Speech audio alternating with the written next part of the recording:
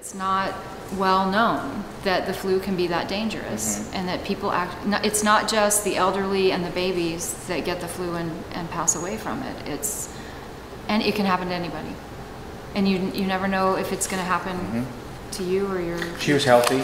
I was dancing in a school production the week before. She just made the varsity soccer team. She'd never been sick a day in her life. I was conscious until I got in the hospital. I don't remember actually getting into the hospital. I remember walking, and that's all I remember. Yeah. My doctor was Dr. Gerald Lavandowski, and I called him Superman because I didn't know his name when I first met him because it was after I'd been on life support. And he looked like Superman, and he was Superman to me because he flew me to Joe DiMaggio and saved my life. The entire staff at Joe DiMaggio, the critical care specialist there, all of the doctors took a personal interest in Jenny and really took fantastic care of her. They all did. She came home in a wheelchair. She had to be transferred from bed to wheelchair. She had drains coming out of her body. She was dialysis dependent. So there were no guarantees even when she came home that she would not have another setback. And the setbacks, I mean, you had her on the heart-lung machine. I guess what's the first goal when she's on that is to get her off it? To get off of it, absolutely. Right. Yeah. And how long did that take?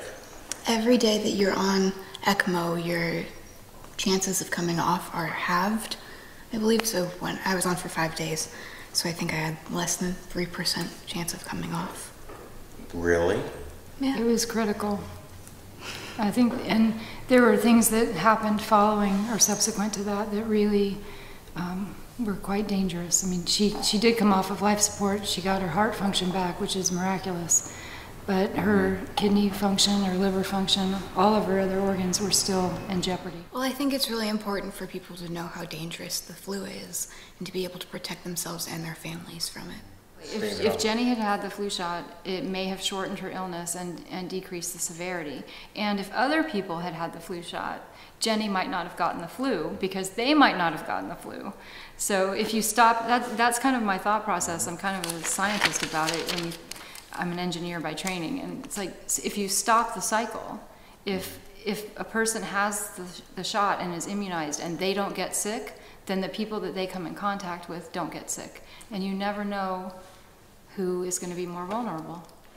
Yeah. That's why other vaccines work. It's why we don't have measles, mumps, and rubella.